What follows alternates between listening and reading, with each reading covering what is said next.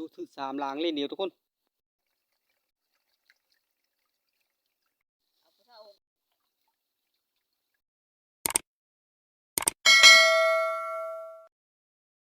เอาครับทักทายสบายดีพี่น้องชาวลาว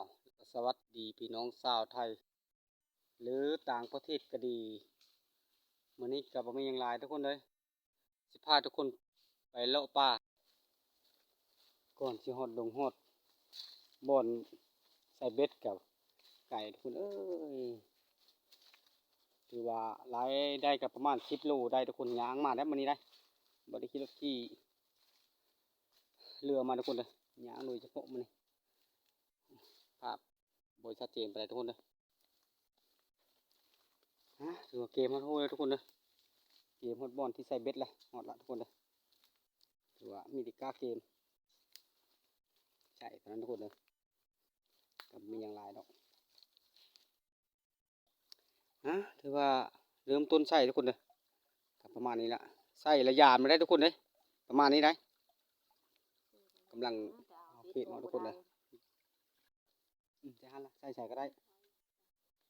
ประมาณนี้ทุกคนเลยเรียบเงี้ยตามลู่ทุกคน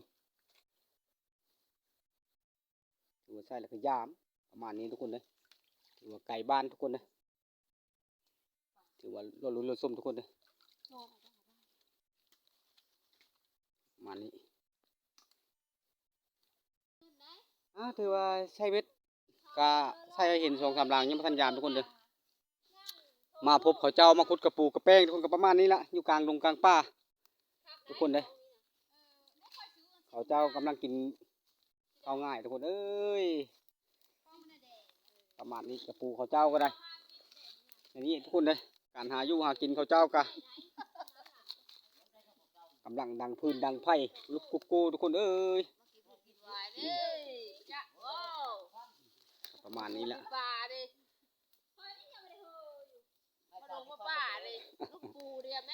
มาจะคน4-5 คนเนาะ4เนาะถือว่าประมาณนี้นะทุกคนเลยเขาเจ้าจี้กระปูทุกคนประมาณนี้ไข่มันแต่เตะท้องไงประมาณนี้ก่อนแล้วมันใส่เบ็ดทุกคนเลยประมาณนี้มุกวายมุกอุดถือว่าเขาเจ้าก็กินข้าวทุกคนเลยกับประมาณนี้แหละขุดกระปูกระเปงได้แล้วก็กินข้าวทุกคนเลยกินข้าวแล้วก็ขุดต่อประมาณนี้แหละถือว่ากินบุญกินกระพายสารทุกคนประมาณนี้เลยประมาณนี้เจ้าทุกคนเอ้ยนี่เราวิถีชีวิตของคนบ้านนอกของนาคนที่ไกลจากตัวเมืองตัวนาทุกคนเลยมาหาอยู่หากินก็หาไกลทุกคนเลยไกลจากบ้านจากเมืองกับประมาณ10 กว่าโลทุกคนเลยกับประมาณนี้พวกมหอดนั้นบนยามก็ทุกคนเลยเป็นจังไดมานบ่ยินดีทำทุกคนมืดคือเอาเลยทุกคนเลยหมันนี่เลยเอาแล้วทุกคนเด้ทุกคนแล้วตัวนึงทุกคนเลยมันนี้ทุกคนเลยเอาขอเรียนเอาทุกคนไม่ไล่ทุกคนเลย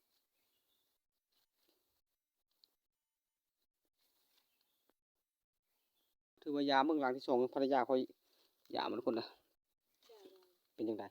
เป็นไงกองบ่มีกองอีโดบ่โมเมนต์กองปลาบ่จกบงไหนบ่ไม่ค่อยจะจกซะทุกคนเลยกลางคนประมาณนี้แหละโลไปโลมาทุกคน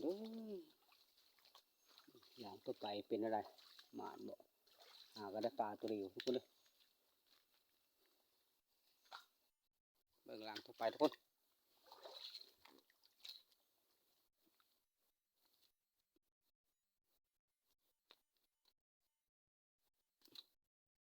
มันมีลายทุกคนเลย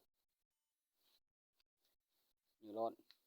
ยื้อเขาเอาขีดใส่ทุกคนเลยแต่ว่าไม่ยังลายดอกคือว่าโบได้หลังนี้ทุกคนเมืองหลังนี้ทุกคนคิดว่าบันทึกทุกคนเลยเป็นยังไงโบถึกทุกคนโอ้เนาะเมืองหลังนี้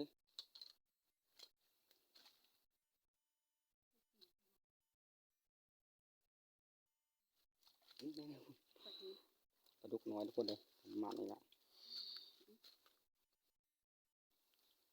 เบิ่งทางนี้ทุกคนหลังนี้ก็คือสิเอาบนจังไดทุกคนเอาทุกคนเอาทุกคนเอาทุกคนดิลูกหน้าทุกคนใหญ่เติบก็ใหญ่เบิดคำนี้ละปลาทุกคนเลยประมาณนี้เลยทุกคนเลยขออนุญาตออกก่อนทุกคนเลยหลังจากยาเม็ดล้างเททีนึงก็มาพันวายทุกคนเลยเมื่อป่นใส่ปูเสปลาประมาณนี้ทุกคนเลยพันสารพันวายทุกคนเลยพันวายมามึกมืออ้อมทุกคนเอ้ยประมาณนี้แหละสูงละดูหนาวแต่มันนี้มันไม่ร่มทุกคนสงัดเงียบแดดประมาณนี้แหละการช่องอยู่หากินของคนบ้านนอกของหนาก็คือทุกคนได้เห็นนี่ทุกคนก็ประมาณนี้แหละแต่บ่มีอย่างไรหรือว่าจังน้อยจึงพยายามทุกคนเลย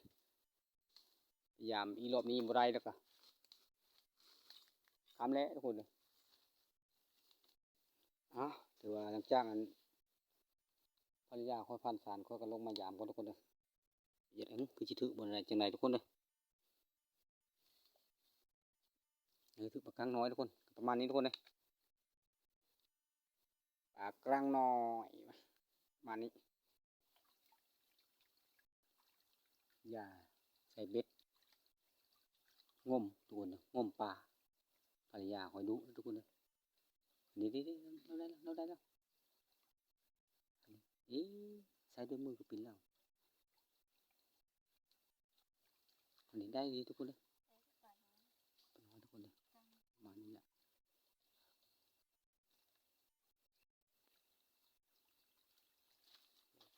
ก็ได้ทุกคนเลย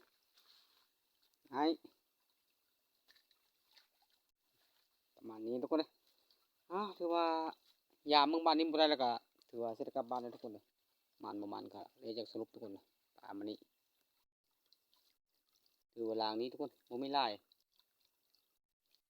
นี่เดี๋ยวภรรยาคอยเบิ่งหลังนั้นทุกคนเลยให้จักน้ำเจ้าหื้อไม่ได้ใช่ยามนู้นนะยามบ่มีไล่แล้วก็หื้อบ่ถือแล้วยังเอาแล้วบ่